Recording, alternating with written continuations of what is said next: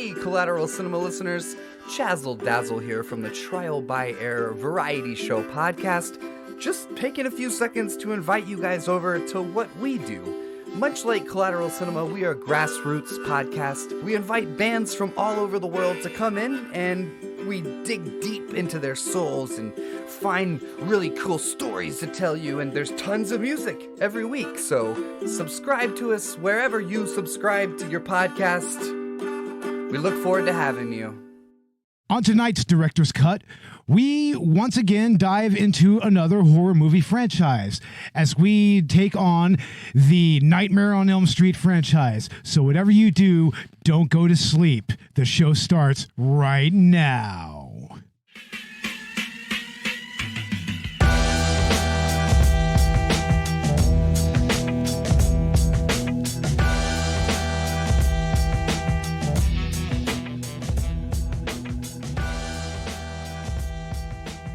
Welcome to Collateral Cinema Director's Cut. I'm Bo Maddox. I'm Robert Ortegon. And we are podcasting straight from somewhere in South Texas. And yes, my friends, we are a 420 friendly podcast. So whatever you have, smoke it if you've got it.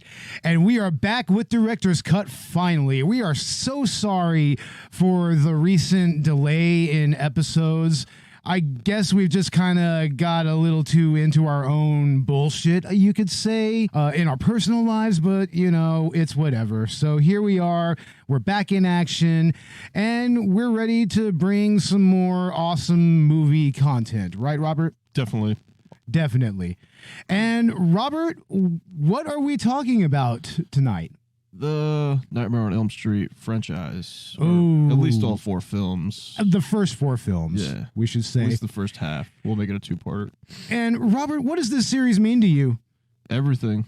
Everything, explain, That's pretty much my childhood, you know? Yeah, I'd like to say that perhaps this is a really important, first entry point into horror for a lot of people, especially for, R-rated, more gory horror films. This is actually a good kind of starting point for that for a lot of younger people. Yeah, see, we're 90s kids, and I guess we're just picking up a lot of the 80s, right? Exactly. What's interesting about this is that this kind of got a late start in the 80s, right? Yeah, right in the middle, right? 84, 85, right? That was the first movie. It was 86, wasn't it? Maybe 84, the filming came out in 85 or something, you know? Yeah.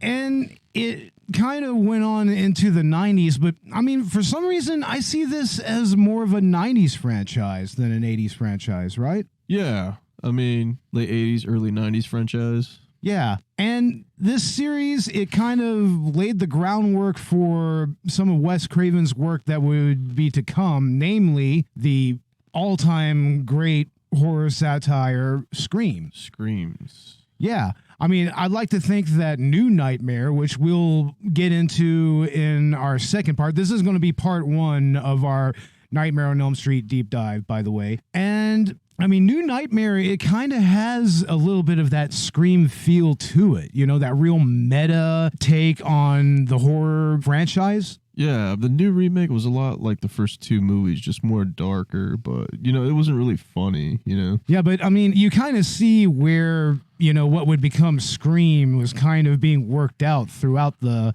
Nightmare movies, culminating in New Nightmare. Yeah. But to me, I really like how pretty much every sequel, starting from Nightmare on Elm Street, it kind of tries to add a more unique flavor to Freddy as a character and also his prey, or his victims, I should say. You especially see that starting in the second movie. I mean, it's practically a standalone movie in its own right, I believe. But we'll go ahead and get started with the first movie. I mean, the first movie, I mean, so many people already know what happens here. I mean, we're introduced to, of course, Freddy in that intro sequence. He's making his glove and everything. And I mean, Robert, what was your first thought when you saw Freddy in this movie? I mean, he's not as upfront as he is in most of the sequels, and he's a lot darker, right? Yeah, he is. I mean, I didn't really watch the first one in order. I picked it up from the 4th one, you know, and then I watched part 2 and 3 on a recording, but after that, I had to see the original. And in the opening of that, where he's making his gloves, like, who's this dude? He's like blowtorching a damn knife glove together. Yeah, it's actually some pretty interesting craftsmanship, right? I mean, both as a diegetic, item in the movie, but also as a movie prop. I mean, it's one of those really iconic looking weapons, I mean, you have Jason in his machete, you have Leatherface in his chainsaw, you have Pinhead in his chains and hooks. But I mean, this right here exudes personality in its own right. Razor fingers. Yeah, there's almost kind of an elegance to it in a weird way, which is kind of fucked up given that he's, a child killer. That's what he uses these damn knives for. I mean, we're introduced to quite possibly one of the most dynamic final girls in all of the slasher genre. Nancy Thompson, played by Heather Langenkamp. Now, Robert, what are your thoughts on her? What are your thoughts on Nancy as a character? I think she's an excellent final girl and a fantastic actress. Well, part 1 was great, and then part 3, I hated that they killed her off, really, Yeah, I know. I felt like they could have carried the Nancy character a little bit more, too. They really could have, but I like what they did with her in New Nightmare, just having her be Heather Langenkamp. Yeah. That was really interesting. That was cool. I mean, here you don't really have a chaste final girl. Like, I mean, I don't really feel that she's the typical virginal archetype for final girls, Yeah, see, in the third one, like, I guess Kristen becomes that final girl because she dies, It's kind of like passing that torch a little bit. Yeah. Can only be one, bro. There can only be one. Yeah. But she also is not overtly sexualized or anything. I mean, to a degree, even the most virginal final girl has a sexual allure to them. But I mean, it's just a little more toned down and everything. Like, like Laurie Strode, for example. But here, I mean, she has a ferocity to her that is really appealing to me. It's almost reminiscent of Ripley from Alien. She almost has kind of a Sigourney Weaver flair to her acting, even. Like, I mean, she's very no nonsense. I mean, she knows that something is up, that something is wrong. And the way that she actually figures out what Freddy is and how to fight him is actually really interesting to watch throughout the movie. I concur. Yeah, indeed. Oh, like at where she starts reading all that survival technique stuff. Yeah, and she starts setting up the traps. It almost becomes like a Home Alone thing for a little bit. Yeah, dude. It's Home Alone. She's waiting for Joe Pesci to come home. Oh, I don't know who's scarier, Freddy Krueger or Joe Pesci. Robert Englund. Yeah. Robert Englund is. Yeah. What if they would have made Joe Pesci Freddy Krueger? Freaking Home Alone with Freddy Krueger. Oh my lord! Could you imagine? Oh my god! Jesus Christ! It's basically what it was because she was locked in her house from the inside with the prison bars and the deadbolt lock. Yeah, those burglar bars that her mom put on there. I mean, god damn! It's like she was really trying to kill her daughter, right? I mean. She stopped her from sneaking out her window, And also isolated her from Johnny Depp's character, which, yeah, by the way, this is Johnny Depp's first movie. Yes, it is. And there's news that he got rehired as Jack Sparrow in the Pirates of the Caribbean. And, I mean, his performance here is actually pretty decent, I think. It's not the worst in the world. No, man. I mean, it's Johnny Depp. Yeah, but how does it rank next to Kevin Bacon's debut in Friday the 13th? I think he had more lines than Kevin Bacon did in Friday the 13th. Yeah, Kevin Bacon was a very one-note character. Yeah, one note. I think he was just a face in that movie. Yeah. Here he's a lot more fleshed out, and you really feel it when he dies, and his death scene is kind of iconic in its own right. I mean, it was achieved using an effect where they pretty much made an upside-down version of his room, like all his bed stuff and everything, and his furniture was on the ceiling, and the floor was the actual ceiling, and they just poured blood through all of that. And I mean, that's such a striking effect, even all these years later, like over 30 years later. crazy. It takes a lot of work, man. Yeah, it really does. And I guess, what are your final thoughts on the first Nightmare movie? I think you can always go back and watch the original because it's fun. I mean, what's better than watching the original? Yeah. But this trilogy, it does not suck. I think it's all fun that you can just like grow with the character Freddy and then just have it be funny and have a good time. Yeah, and we didn't really get comedic Freddy here. This is more like dark and scary Freddy. Yeah, the first two movies are a lot darker. Yeah, way darker. And we're going to go ahead and start with the second movie, which is quite possibly, at least academically speaking, the most analyzed of all the Nightmare movies. It's because of the gay subtext that it's been very well documented, and honestly, I don't know if we could really do that subtext a whole lot of justice. But Robert, what did you see there? In a lot of foreshadowing and what else? Like lots of phallic imagery, maybe? There you go. Yeah. Lots of that. They were shaped into cylinders, or I don't know. Yeah. And there's also the fact where he's trying to, hook up with his girlfriend. I forget her name, the little redhead girl. Yeah. And he gets spooked, and then he goes over to his friend Grady's, and then that's where he emerges from his skin as Freddy and proceeds to absolutely fuck Grady up, like just straight up just slashes him. Still no chance. Still no chance. And a lot has been made of how that is kind of symbolic of a homosexual awakening, or at least like a questioning phase, more or less. But I mean, in the end, like I said, we couldn't even come close to doing any type of analysis, like any kind of justice. And quite frankly, there are a few people that have done it better, like, Renegade Cut has, especially. Yeah.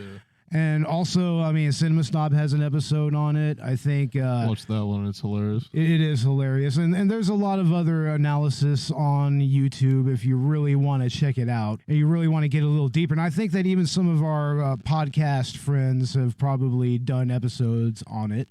But as far as the movie is concerned, I think that this is quite possibly the best Nightmare movie of the entire franchise. I think that's what we were saying, right? But like part 2 is a lot darker than all of them, right? It's way darker. It has more interesting thematic elements and subtext, and the characters are actually very likable. Like, even Grady is likable to a degree. I mean, he doesn't come across as an absolute douchebag. I mean, he still tries to even, support Jesse to a degree. It's the new kid. Yeah.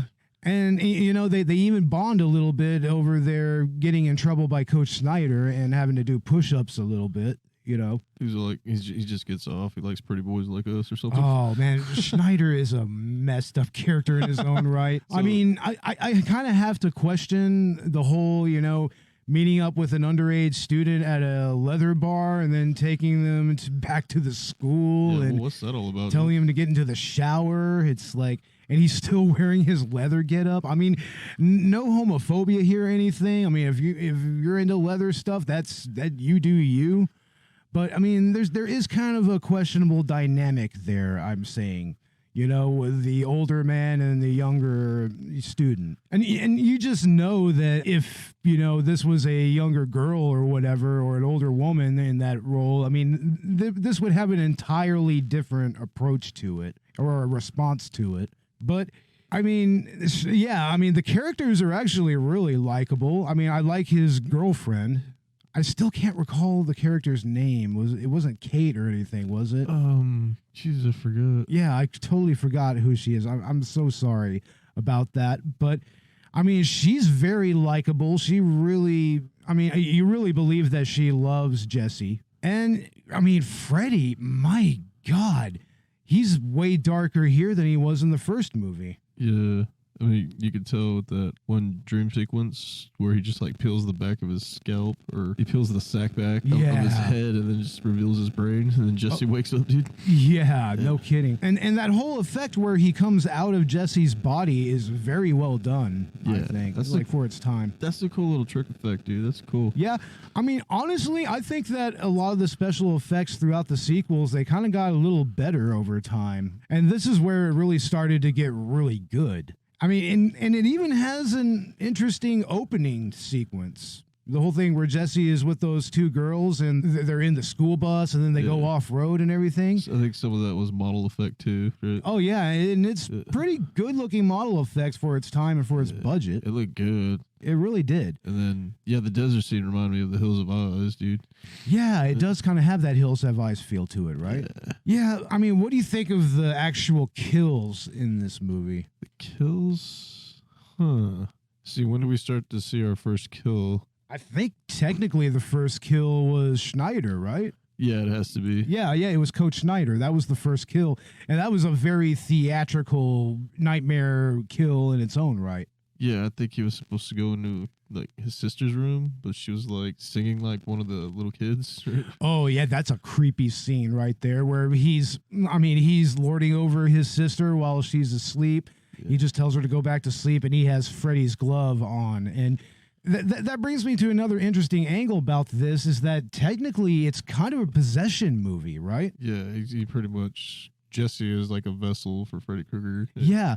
I mean, going back to what I said earlier about, all the sequels kind of having a refreshing take on, the world of Nightmare and Freddy and all of that. This is part of that. I mean, this was way different from what was set in the first movie. It's his link between the dream world and reality. Yeah. Oh. You know what movie would eventually kind of resurrect that a little bit? Freddy versus Jason. Yeah, except, I mean, he's not necessarily possessing Jason. He's more like controlling him by way of his dreams. By his mother, right? By his mother, yeah. Forming into his mother and then telling him what to do. Yeah. But, I mean, I also really like the ending. It's actually a pretty emotional scene. And the actress that plays Jesse's girlfriend really sells it. And also, I mean, Robert Englund, he really, brought his acting up to a whole new level. But, I mean, we'll go ahead and do final thoughts on this one, Robert. You know what? I can watch part 2 a bunch of times because it's a lot. I think it's more scarier. I think the latex makeup is more gorier than all of them, really. It's more wet, more obscured in the shadows, really.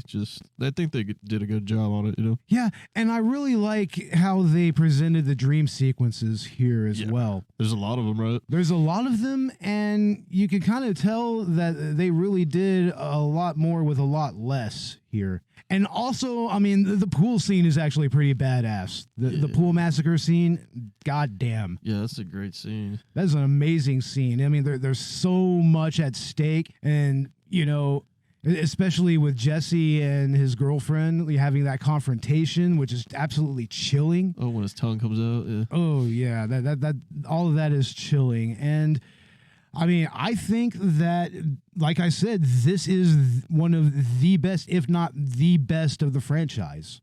This is at least in my top 5. And I would watch it any time. Yeah, I can definitely have it replaying over and over again. Yeah, definitely. I mean, to a degree, you could say that about a lot of these movies, but I mean, this one especially. Yeah.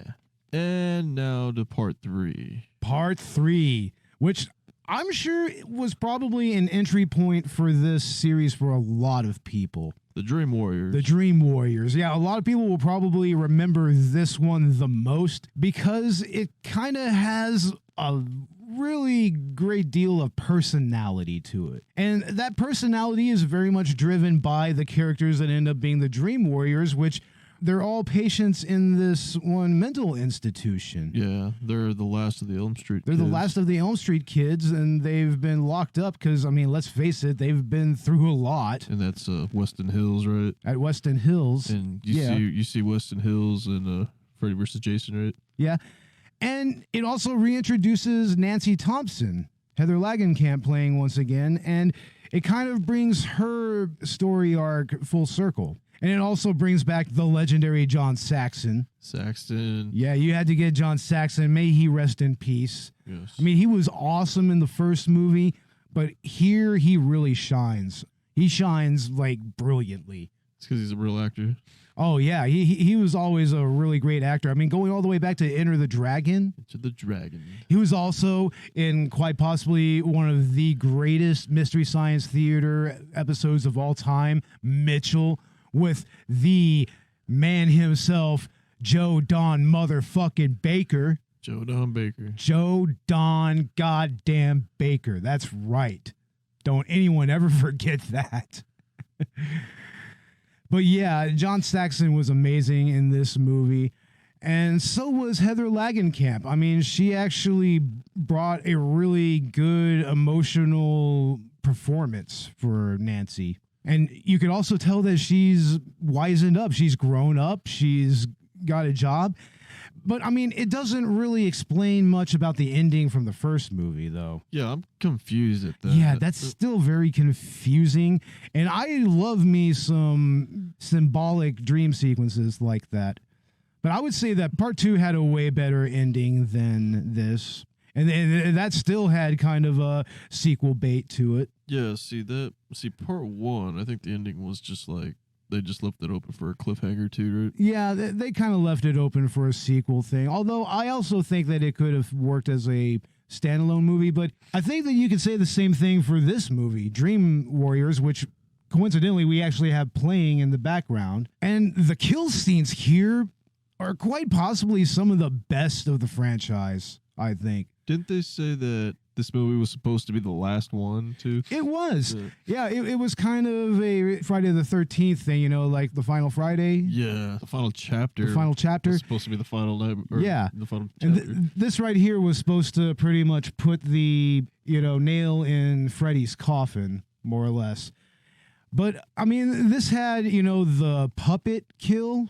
You know, this had the television gag. This had, you know, that giant Freddy worm. Oh, man. I mean, it had really surreal dream moments. And then you find out that these characters, they all have their own powers. Like, one girl can bring other people into her dreams. Like this other kid, you know, who's in a wheelchair, he can walk and he becomes a wizard. You know, this other kid is really, really strong, and this other kid is really acrobatic. And I mean, that brought another really fresh element to the series. It actually had, I mean, I would go so far that to say that technically Dream Warriors doesn't have a real final girl. All of them are the final girl. Yeah, they all got powers. They all have powers, and a lot of them are overtaken by Freddy. But I mean, it's still a lot of fun to watch them fight against Freddy. Like, especially, you know, Badass Punk Girl. Yeah. Yeah.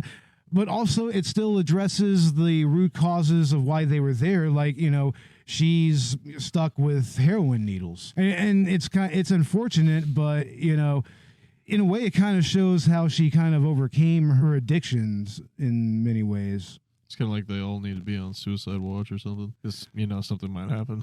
Seriously, I mean, you really, really end up seriously caring about all of these characters. And it really stings when Nancy and her father are eventually killed by Freddy. By Skeleton Freddy. Oh, man, that is so sad. I mean, especially to, I mean, John Saxon and Heather Langenkamp. Oh, man, they were really great in this movie. Dang it. The junkyard scene was cool. Yeah. He's like, pulls Freddy's bones together. Dang. Yeah, it's crazy, man. But, I mean, what are your final thoughts on Dream Warriors? What do you think? The Dream Warriors, the beginning was scary, too. The opening where she's, like, building a popsicle stick. Yeah, there's a little bit of tension there, you know? A lot of good close-ups, you know, and it's like this insomniac just can't go to sleep. So what does she do? Make a popsicle house that looks like Nancy's house, right? Yeah, she's seen actually drawing Nancy's house as well. And this is where Nancy actually realizes what's happening, is when she sees this model, and she's also pulled into, I think her name's Kristen's dream. Yeah. See, I don't think that Nancy has been seeing Freddy because she's been taking the Hypnocil, right? And then I think that falls out of her purse, right? So you're right, it does. We are introduced to Hypnocil for the first time right here. Yeah, and Hypnocil would play a part in the series, especially going up to Freddy versus Jason. I think that's most memorably used in that one. There's a lot of that. All the Weston Hills kids have to take it.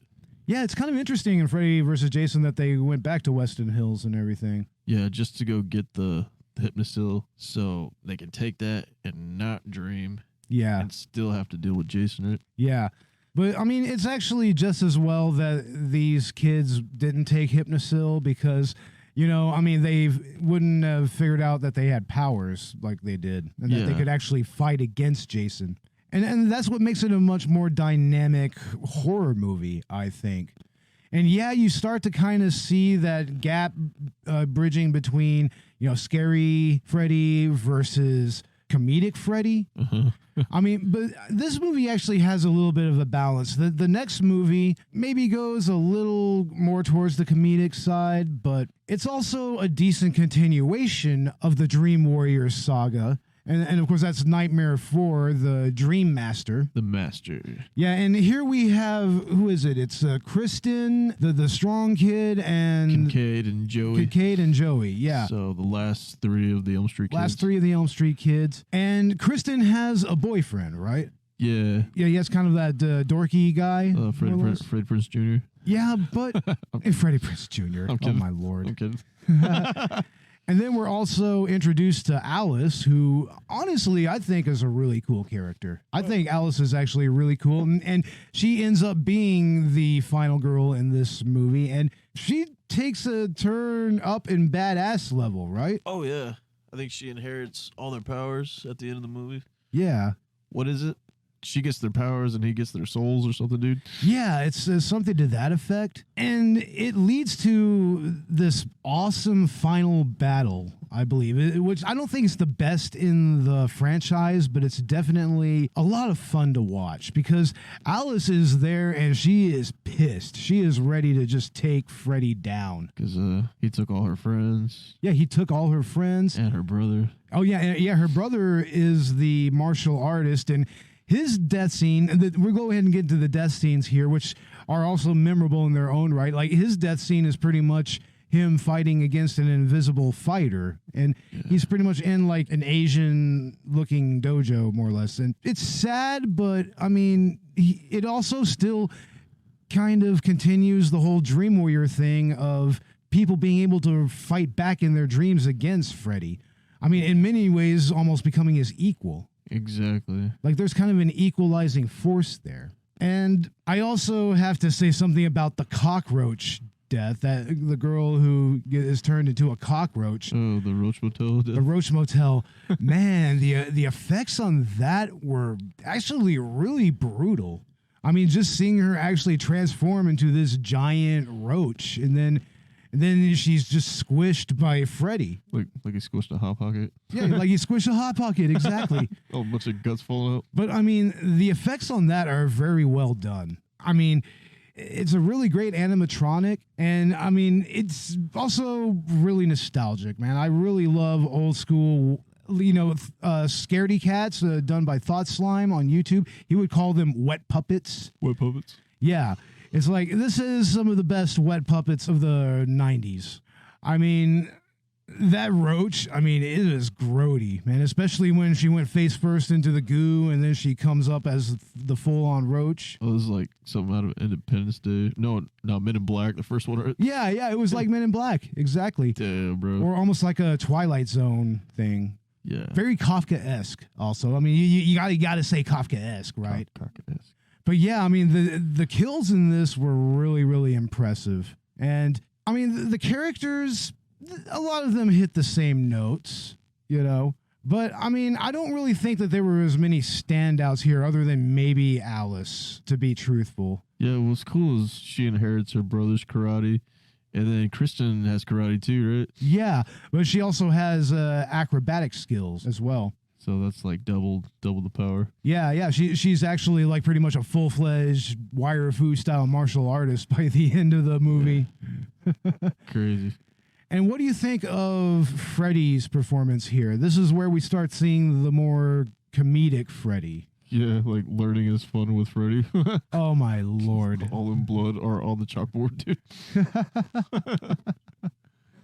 Oh, man. He's all peeling an apple or laying by the beach with his sunglasses. Yeah, that's when he makes out with that girl and then literally sucks every last inch of her body out of her. Yeah. It's like a Mortal Kombat fatality, you know, Shang Tsung. Shang Tsung, dude, yeah. Damn. God damn that. I mean, I like this movie, but I think that out of the four, it is probably the weakest one. Part 4? Yeah.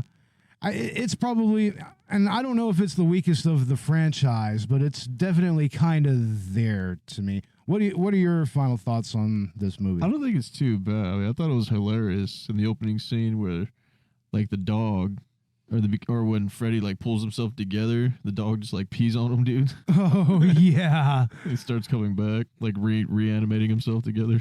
Oh yeah, that was actually some decent stop motion animation. That was cool. Yeah. Yeah. I don't know, I wouldn't throw it away though, you know, because it's one of the ones I did watch. Like I picked it up in like Walmart, I think, on a VHS, like right around Halloween, right? And it is significant because it continues the Dream Warrior story as well. It picks up where it left off, exactly. And it continues the story of at least 3 of the characters that survived. But I mean, I kind of feel like maybe that's where they should have actually killed Nancy, was in the 4th one, right? Like eventually they were going to have to kill her off, I feel like it probably would have been best if they would have done it in the 4th movie. Yeah, so Kristen can keep making sequels and then just keep passing the final girl to the next final girl, right? Yeah. But yeah, that's our 4th and final movie that we're talking about here. We wanted to just kind of give a quick deep dive into this franchise. What do you think, Robert? What are your thoughts on these first 4 movies? You know what? I'll watch them over and over again, and I think we were already doing that, right? Yeah, we've already got Dream Warriors on repeat, and I've pretty much been watching these movies because, I mean, I got them on this 4-pack, of course. Yeah. You know, it was cheap, and it has, like, the first 4 movies on it, and, I mean, I really kind of have a nice little nostalgic connection to these movies. I mean, these are, once again, like, if you grew up in the 90s and you had, like, Cinemax or HBO or anything, more than likely you were going to at least see one of these sequels running, you know, maybe closer to the evening time. And I always liked Freddy as a character. I liked the different ways that they went with the character and with the storylines in all of the movies. Mm-hmm. And I'm honestly kind of glad that we're going into this franchise. Yeah, you know? I mean, we already knocked out Friday the 13th. Yeah, I mean, how do you feel that these first 4 movies compare to the first 4 Friday the 13th? Because you have to remember from our deep dive into Friday the 13th that that's more of a franchise of different trilogies. Yeah. It isn't so much the case here with Nightmare on Elm Street. You know what? They just made Robert Englund a lovable character, and then you got to see that grow with more of the later stuff, too. Yeah. And especially, like, his final performance in Freddy vs. Jason. And, you know, I wish you could just give, like, one more performance again, you know? Oh, definitely. And we're going to advocate for that again. Please give us one more Robert Englund performance with Freddy. Yeah, I mean, the studios are wanting him back, you know? Oh, yeah, they're clamoring for it. I mean, especially with all the recent 80s nostalgia. Yeah, I mean... 80s and 90s nostalgia. Halloween just box office again, banked. Yeah. I mean, if it wasn't for the pandemic, Halloween Kills would have absolutely banked it as well. Another overnight success, right? Oh, yeah. But, yeah, I mean, that's part 1 of our Nightmare on Elm Street franchise review. Yeah, you're definitely going to want to stay tuned for our second part. We're going to get into the 5th movie, which is that the final Nightmare, or is that Freddy's Dead, or which one? Yeah, I think that's the one with Jacob, right? Yeah, I think there's like 2 more movies in the original storyline, and then you have New Nightmare, and then you go straight to Freddy vs. Jason. Final Nightmares Part 6. Yeah. And that's like some dude who gets knocked out. Yeah. Number 5 is the Dream Child. Yeah, Dream Child. That's right. It's Dream Child, and then Freddy's Dead, the final Nightmare. Freddy's Dead. Which I like that soundtrack from the 80s. Yeah, that's a great soundtrack. I think Freddy's Dead is the first Freddy of the 90s, right? I think it is. Yeah. And I mean, what can you say about Dawkins, though? That was on the third movie? Oh. Which movie was Dawkins on? What soundtrack was that on? Oh, I totally forgot. Yeah, but I mean, somewhere along the line, Dawkins made an amazing song for Nightmare on Elm Street. And also, you know, the Fat Boys also did a rap version, which if you can find it, look it up. It's hilarious. It's probably there on YouTube, right? But yeah, we're going to go ahead and wrap this one up. You can find us on Twitter, Instagram, Facebook. Check out our Patreon. We have tiers starting at $1, and we have full-length movie commentaries, and we will have a lot more coming there. And also, we're kind of in talks and maybe start doing some merchandise here or there, maybe. Yeah, if you guys want a shirt or something, maybe we can make that happen. Yeah, maybe we will. And Robert, don't we have another film in production? Yeah, sort of. I mean, just a couple of test shots, really, but we'll form it into a short as soon as we can get through this weather and the pandemic, too. Yeah, definitely. I really wanted to warm up before we do anything, too. I got you. But yeah, everybody, I mean, listen to us on Spotify, Apple Podcasts, iHeartRadio, Stitcher, and wherever else you get your podcasts. And that's going to do it for the Director's Cut. I'm Bo Maddox. I'm Robert Ortegon. And we'll see you on part 2. And once again, ladies and gentlemen, don't go to sleep.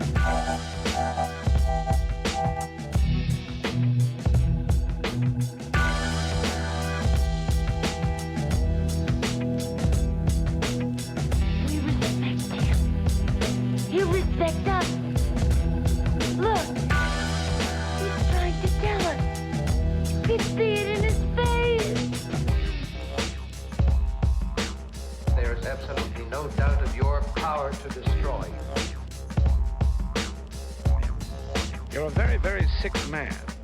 I saw it. There is absolutely no doubt.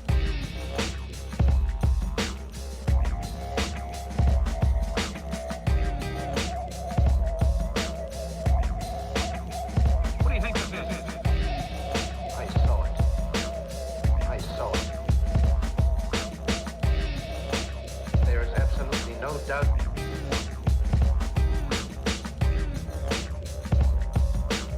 Are you ready to accept my domination?